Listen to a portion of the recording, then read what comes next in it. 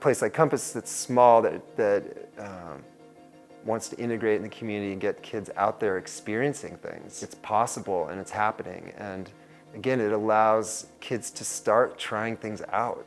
What do they like and not like? What interests them? What do they hate? You know?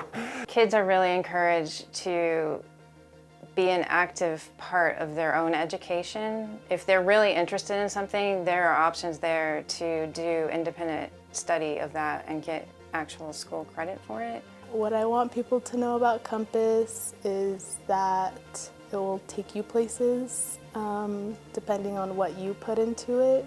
Take advantage of all the support that we have here with the teachers, community members that we have. They want you to become self-reliant and not just asking the teachers what you're supposed to be doing. It's go out and find out what you're supposed to be doing. Or if you don't like what you're doing, go and find something that you do like and come back and tell us about it.